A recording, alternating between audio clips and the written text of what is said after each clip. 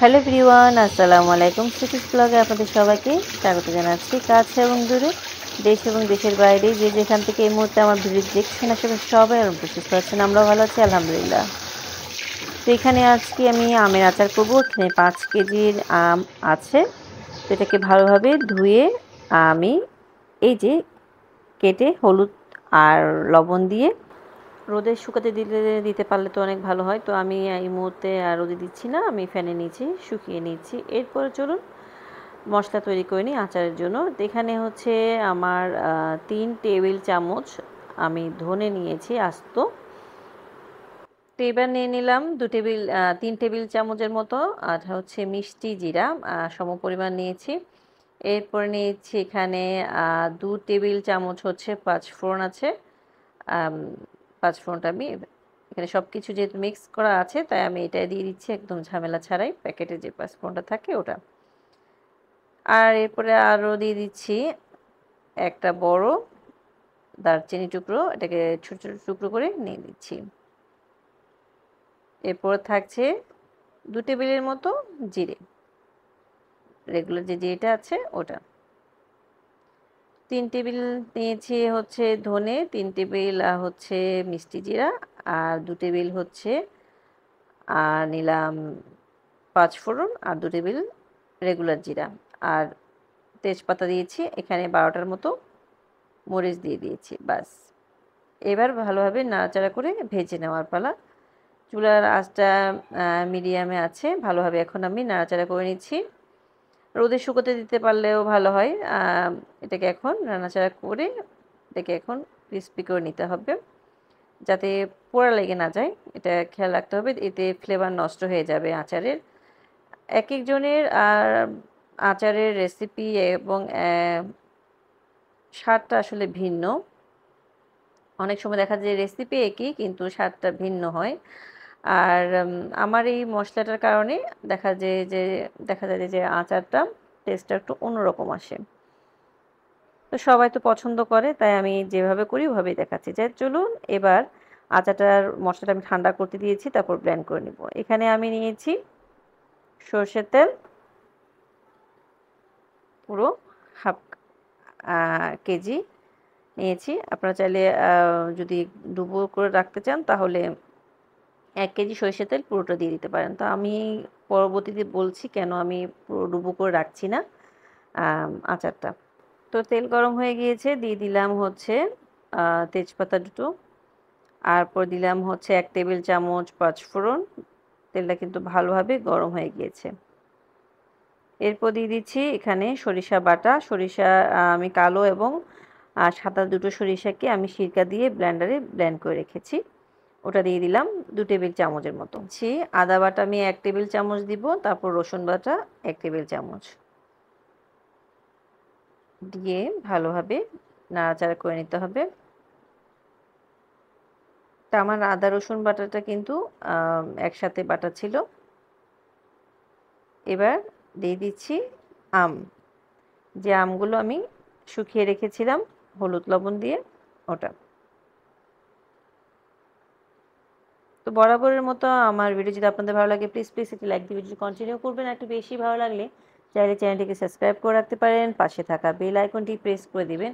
এতে করে আমি যখন নতুন কোনো ভিডিও আপলোড করব তার নোটিফিকেশন পৌঁছে যাবে সবার আগে আপনাদের কাছে। আপনাদের একটি লাইকই পারে আমার এই ভিডিওটি অনেক অনেক আপু এবং ভাইদের কাছে পৌঁছে দিতে। প্লিজ একটি লাইক দিয়ে ভিডিও কন্টিনিউ করবেন। তো এখানে মরিচ গুঁড়ো দিয়ে দিচ্ছি 1 টেবিল চামচের মতো। তো আমার এই মরিচ গুঁড়োটা কিন্তু লাল টকটকা, কিন্তু ঝাল খুব একটা নেই।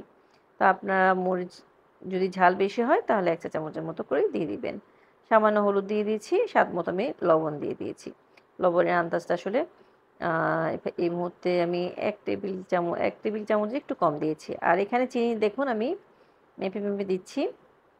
3 কাপ চিনি দিয়েছি। এই যে 1 কেজি চিনি থেকে অর্ধেকটা আমি রেখে দিয়েছি। আরও 1 কাপের মতো হবে, রেখে দিয়েছি। কারণ আমার এই আমটা হচ্ছে টক মিষ্টি আম। এমনিতেই খাওয়া যায়, বেশি টক হলে তাহলে পুরো 1 কেজিটাই লাগতো। তো 1 কাপ আমি সিরকা দিয়ে দিচ্ছি। সিরকার পরিমাণটা আমি আসলে যেকোনো আচারের ক্ষেত্রে একটু বেশিই দিয়ে থাকি, যেহেতু অনেকের বাসায় রোদ দের ব্যবস্থাটা থাকে না, অনেক সময় এই আচার নষ্ট হয়ে যেতে পারে। তো এই আমার ভিডিওটা শেষ মুহূর্ত পর্যন্ত দেখবেন। এখানে কিন্তু একটা ট্রিক্স আছে, আপনি কিভাবে সারা বছর রোদে শুকানোর ঝামেলা ছাড়াই আচারটা সংরক্ষণ করতে পারবেন। সিরকা তো দিয়েছি, তাছাড়াও। তো ১ চা চামচের মতো হচ্ছে আমি শুকনো মরিচ গুঁড়ো দিয়ে দিচ্ছি। গুঁড়ো না, মানে ভাজার যে শুকনো মরিচটা, এগুলো সব আগেই প্রিপারেশন করে রেখেছিলাম, যাতে রান্নার সময় দেরি না হয়। তো মশলাটা যে আমি ভেজেছিলাম ওটা ঠান্ডা করে এবার ব্লেন্ডার জারে ব্লেন্ড করে নিচ্ছি। এখানে এত মশলা লাগবে না আমার, ৩ টেবিল চামচের মতো লাগবে, কিন্তু আমি বেশি করে রেখেছি কারণ পরবর্তীতে আমি আমের আচার আরও করবো, তাই এটাকে ভালো করে জারে করে রেখে দিয়েছি। আর হ্যাঁ, আলাদা করে পাঁচফোড়ন গুঁড়োও কিন্তু আমি করেছি, ওটা বলতে ভুলে গিয়েছিলাম। তো ভালোভাবে মিশিয়ে নিচ্ছি, তেল থেকে পানি বেরিয়ে এসেছে বেশখানি। এটা হচ্ছে দেখুন সোডিয়াম বেনজুইট। এই সোডিয়াম বেনজুইটটা দিলে আম আর আচার বলেন, তারপরে হচ্ছে জেলি, এরপর হচ্ছে সস, এগুলো সংরক্ষণ করে রাখবে একদম বছর জুড়ে, একদম বাহিরে রাখতে পারবেন টেনশন ফ্রি হয়ে। তো এখানে আমি 1 চা চামচের মতো দিয়ে দিব, সামান্য পানিতে গুলে আমি দিয়ে দিচ্ছি ভালো করে। তো প্রতি কেজিতে 1 গ্রাম করে সোডিয়াম বেনজুইন ব্যবহার করা যাবে। আপনারা গুগলে দেখতে পারেন অথবা ইউটিউবেও দেখতে পারেন। যদি সমস্যা হয় তাহলে আপনারা দিবেন না, আমি এখানে দিচ্ছি কারণ এটা আমার সংরক্ষণ করে রাখবো না, যেহেতু অনেকগুলো আচার তৈরি করব আমি, তাই। তো এই তো কালারটা অনেক সুন্দর হয়ে এসেছে, যে বললাম আমাদের মরিচের গুঁড়োটার ঝাল কম কিন্তু কালার বেশি। এখানে আমি 2 টেবিল চামচের মতো আচারের মশলাটা আমি দিয়ে দিয়েছি। পরবর্তী আরও 1 টেবিল চামচ আমি অ্যাড করেছি, বাকি সোডিয়াম বেনজুইটটাও দিয়ে দিয়েছি। বাস ভালোভাবে হালকা হাতে মিশিয়ে দিচ্ছি। তো আমি আলাদা করে পাঁচফোড়ন, কাঁচা পাঁচফোড়ন, একদম ভাজা পাঁচফোড়ন না, প্যাকেট থেকে নিয়েই আমি 2 থেকে 3 টেবিল চামচ পাঁচফোড়ন আমি ব্লেন্ডারে ব্লেন্ড করে রেখেছি। এটা একদম সবার শেষে নামানোর শেষ মুহূর্তে আমি দিব। এতে কিন্তু ফ্লেভার অনেক সুন্দর হয়। আমি একটু চেখে দেখছি, তো আমার কাছে মনে হচ্ছে একদম সব কিছু ঠিক আছে। তো এই যে আমের ঝোলটা আমি প্রায় শুকিয়ে নিয়ে এসেছি, এবার একটু আরেকবার শেষবারের মতো দেখে নিচ্ছি সব কিছু ঠিক আছে। এবার এখানে দিয়ে দিচ্ছি পাঁচফোড়ন গুঁড়ো, নামিয়ে নেওয়ার ঠিক আগ মুহূর্তে আমি পাঁচফোড়ন গুঁড়ো দিয়ে দিচ্ছি। ওই যে বলেছিলাম শুকনো একদম পাঁচফোড়নটাকে আমি ব্লেন্ডারে ব্লেন্ড করে নিয়েছি। তো এখানে 1 চামচের মতো দিয়ে দিচ্ছি পাঁচফোড়ন, আর 2 চামচ দিয়েছি আসলে।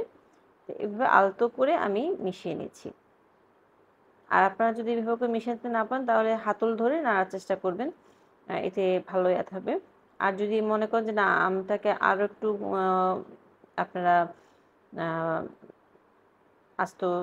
আস্ত থাকবে, কিছু ভাঙা ভাঙা থাকবে, সেক্ষেত্রে একটু নাড়াচাড়া করলেই দেখা যাবে যে আমটা আরও মাখা মাখা হয়ে যাবে, ভাঙা ভাঙা হয়ে যাবে। তো এই যে একদম আমের চেহারাটা এখন এই পর্যায়ে চলে এসেছে, দেখতে অনেক সুন্দর হয়েছে। তো বাসার সবাই তো পছন্দ করেছে। আর যে আমি আমটাকে একটু দেখাচ্ছি, এটা দেখুন চাপ দিলে ভিতরে নরম হয়ে গিয়েছে। এটা এখন আপনি কিছুদিন রেখে দিবেন, তখন কিন্তু মশলাটা আরও আস্তে আস্তে আমের মধ্যে ঢুকতে থাকবে। তো এই তো তৈরি হলো মজাদার টক ঝাল মিষ্টি আমের আচার। আপনারা রেসিপি ফলো করে তৈরি করে দিতে ইনশাআল্লাহ ভালো লাগবে। আল্লাহ হাফেজ।